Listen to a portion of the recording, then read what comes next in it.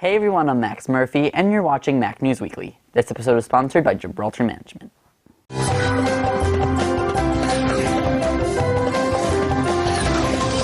We start this week with some breaking news. Apple has recalled the ultra-compact USB power adapter. It looks like this. It's one sent on the iPhone 3G.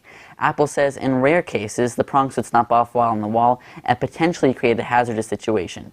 No injuries have been reported yet, but Apple urges all users in the United States, Japan, Canada, Mexico, Colombia, Ecuador, El Salvador, Guatemala, Honduras, and Peru to stop using them right away.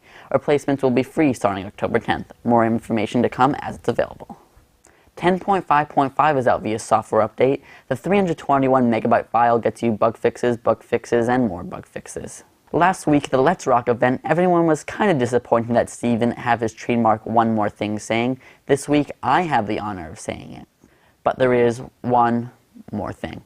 Okay, maybe it's not really that important, but last week, Apple introed both 8 and 16 gigabyte models of the 4th generation Nano. But something they didn't mention, a 4 gigabyte model. This week, 4 gigabyte versions of the new multimedia player showed up in outlets way over in Europe. They sell for about 119 euros. According to Cyberblock, it's a result of a production flaw or possibly pressure from the Microsoft Zune line of products. In addition, it has been reported that Apple Canada has advised resellers to expect a limited supply of 4 gigabyte shipments next week, which will sell for 139 Canadian dollars. Also last week, we got an announcement about how NBC is back on iTunes. A little more than a week later, NBC's show saw 1 million downloads.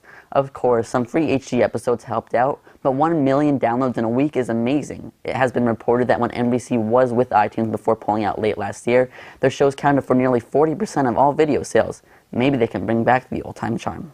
As we used to say very cautiously on the show, everyone's favorite company, Microsoft, has launched a second phase of its $300 million advertising campaign. Here's a 4-second clip. Hello, I'm a PC, and I've been made into a stereotype. Yes, I think it has. The ads are supposed to take a direct hit at Apple's Get a Mac ads with John Hodgman and Justin Long. Looks like they started their copy machines again.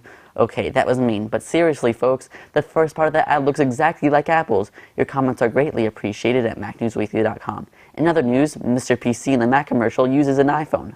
2 weeks ago, I had a brief note about Spore. I wasn't sure if I was going to purchase it, but I did. And to tell you the truth, I'm glad I did. You see, I'm not a gamer. Games just don't appeal to me, but Spore opens up an entirely new world. It's not so much of a thinking game as I anticipated it to be, but more of a trial and error game, which I like. The graphics are also nice. If you'd like to pick up a copy of Spore for yourself, links in the show notes at MacNewsWeekly.com. As I promised last week, we would have a review of the new iPod Touch, courtesy of Sam Murphy. He got the 16 gigabyte version, and the first thing you'll notice is that it feels great in your hand. It's also really thin.